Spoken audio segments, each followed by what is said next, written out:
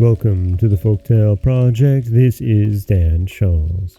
Today we have the final installment of The White Cat, a story that has led us from challenge to challenge in a quest for a kingdom by a young prince. And he has met a most amazing princess, and we've heard most of her story now.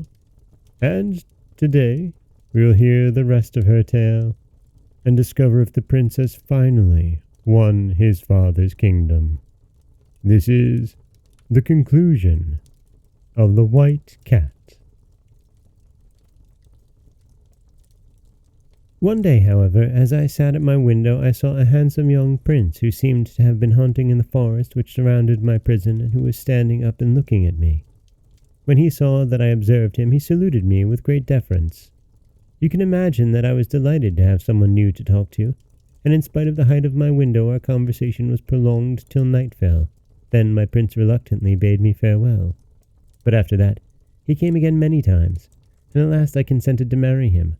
But the question was, how was I to escape from my tower?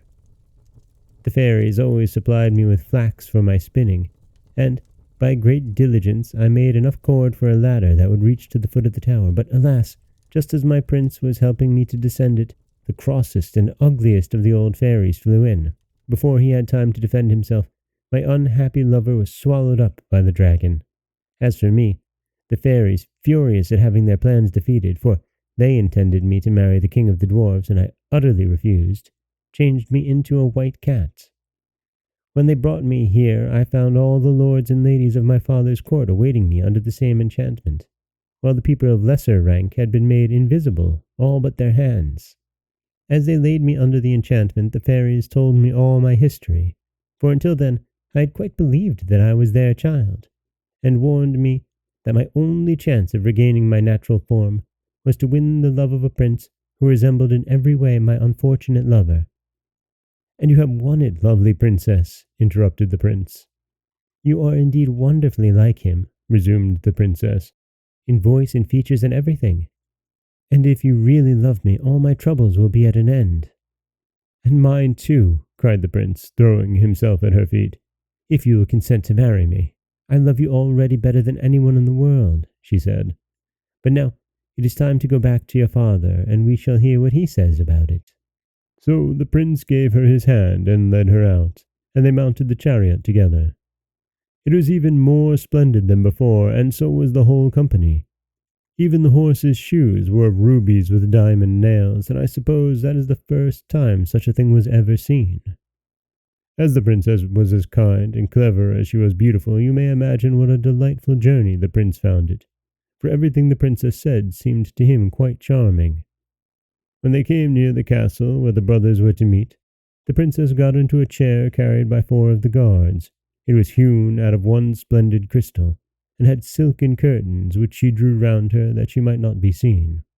The prince saw his brothers walking upon the terrace, each with a lovely princess, and they came to meet him, asking if he had also found a wife.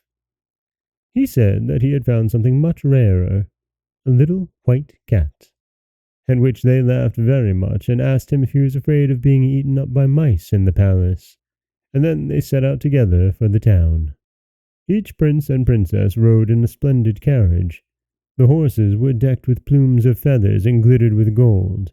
After them came the youngest prince, and last of all, the crystal chair at which everyone looked with admiration and curiosity. When the courtiers saw them coming, they hastened to tell the king. "Are the ladies beautiful?" he asked anxiously. And when they answered that nobody had ever before seen such lovely princesses, he seemed quite annoyed. However, he received them graciously, but found it impossible to choose between them. Then, turning to his youngest son, he said, "Have you come back alone after all?" "Your Majesty," replied the prince, "you will find in that crystal chair a little white cat, which has such soft paws and mews so prettily, that I am sure you will be charmed with it."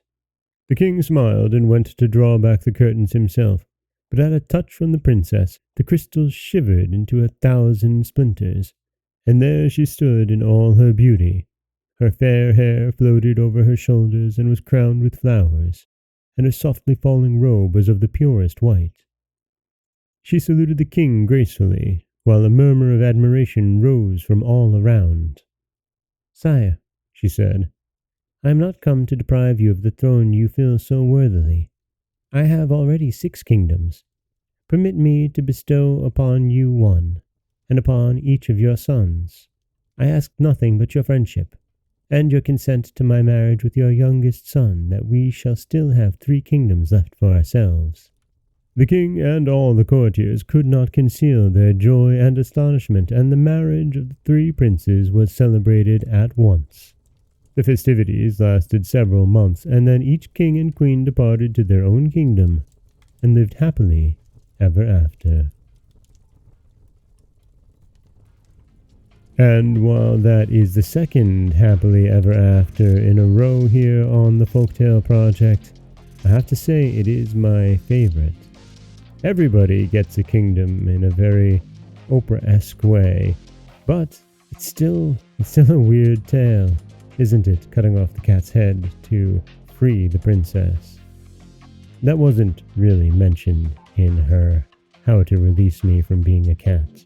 It was all about love and less about beheadings.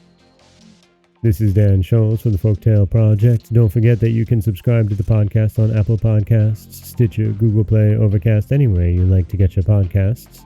You can follow us on Twitter at Folktale Project. You can find us on Auto Radio, TuneIn Radio, iHeartRadio, Spotify, anywhere you like to listen. And you can always head over to folktaleproject.com, where you'll find a new story waiting for you every Monday, Wednesday, and Friday. As always, thank you so much for listening.